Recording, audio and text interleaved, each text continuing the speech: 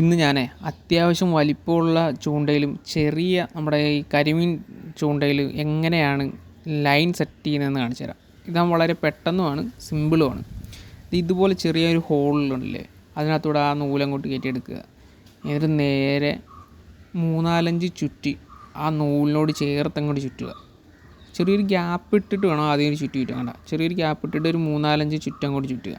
എന്നിട്ട് ലാസ്റ്റ് ആ നൂല് നമ്മൾ ആദ്യം ഇട്ട ആ ഒരു ചെറിയൊരു ഗ്യാപ്പ് ഉണ്ടല്ലോ, ആ ഗ്യാപ്പിനകത്തോടെ അങ്ങോട്ട് കയറ്റി അങ്ങോട്ട് ഇടുക. എന്നിട്ട് അതേ പിടിച്ചങ്ങോട്ട് വലിച്ചു കഴിഞ്ഞാൽ ആ നൂല് പതിയെ ടൈറ്റായിട്ട് അങ്ങോട്ട് പോകുന്നതാണ്.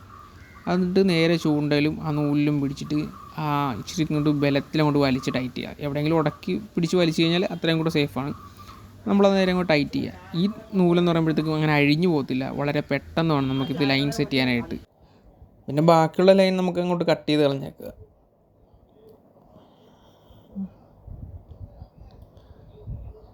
അപ്പോൾ ഇതുപോലെ ആയിരിക്കും നമ്മുടെ ഫൈനൽ റിസൾട്ട്. നല്ല സ്ട്രെയിറ്റ് ആയിട്ട് തന്നെ ചൂണ്ടക്കൊടുത്ത് കിടന്നോളൂ.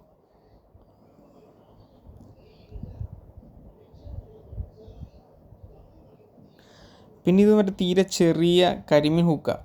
ഇത് നമുക്ക് എങ്ങനെ സെറ്റ് ചെയ്യുന്നത് ഞാൻ കാണിച്ചു തരാം. നമ്മൾ ആദ്യം ഒരു ചെറിയൊരു നൂലാണ് എടുത്തേക്കുന്നത്. ആ നൂലെടുത്ത് നേരെ ചെറുതായിട്ടൊന്ന് മടക്കി അങ്ങോട്ട് പിടിക്കുക. ഇതുപോലെ അങ്ങോട്ട് മടക്കി അങ്ങോട്ട് പിടിക്കുക. എന്നിട്ട് നേരെ ഈ ചൂണ്ടക്കുളത്ത് അങ്ങോട്ട് എടുത്ത് വെച്ചിട്ട് അതിൻ്റെ നീളം കുറഞ്ഞൊരു നൂൽ ഭാഗം കാണുമല്ലോ, അപ്പോൾ ആ നൂല് ഇതിലോട്ടെടുത്ത് ഒരു 3-4-5 ചുറ്റും അങ്ങോട്ട് ചുറ്റുക.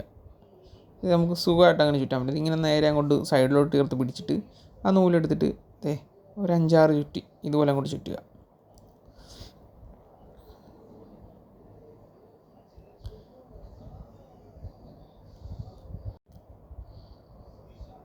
അത് കഴിഞ്ഞിട്ട് നേരെ ആ നൂലെടുത്തിട്ട് നമ്മൾ ആ മടക്കി വെച്ചേക്കുന്ന ആ ഹോളുണ്ടല്ലോ, ആ ഹോളിനകത്തോട്ട് അപ്പുറത്തോട്ട് ഇടുക. എന്നിട്ട് ആ നൂലിൻ്റെ 2 നൂലെല്ലാം പിടിച്ച് അങ്ങോട്ടും ഇങ്ങോട്ടും വലിച്ച് ടൈറ്റ് ചെയ്യുക. അത് ഏകദേശം വലിക്കുമ്പോൾ തന്നെ അത് ടൈറ്റായി വരുന്നതാണ് നിങ്ങൾക്ക്. പിന്നെ എന്തായാലും ഈ നമ്മൾ കെട്ടിയ കെട്ട് അത് ലൂസാകത്തില്ല. ഇനി മീൻ പിടിച്ച് വലിക്കുന്ന അനുസരിച്ച് ഈ ലൈൻ ടൈറ്റായിട്ട് വരത്തേ ഉള്ളൂ. അതുകൊണ്ട് എന്തായാലും ഇത് അഴിഞ്ഞു പോകത്തില്ല. പിന്നെ ഇത് ചൂണ്ട കൊടുത്ത് നല്ല സ്ട്രെയിറ്റ് ആയിട്ട് തന്നെ കിടക്കുകയും ചെയ്യും. പിന്നെ ബാക്കിയുള്ള ആ നൂലുണ്ടല്ലോ, അത് നമുക്ക് അങ്ങോട്ട് കട്ട് ചെയ്ത് കളയാം. അറ്റം വെച്ച് അങ്ങോട്ട് കട്ട് ചെയ്ത് കളയാം. എന്തായാലും ഇത് അഴിഞ്ഞും പോകത്തില്ല. നല്ല സ്ട്രെയിറ്റ് ആയിട്ട് തന്നെ ചൂണ്ടക്കുളത്ത് നിൽക്കുകയും ചെയ്യും. വളരെ പെട്ടെന്നുമാണ്, നല്ല സ്ട്രോങ്ങുമാണിത്.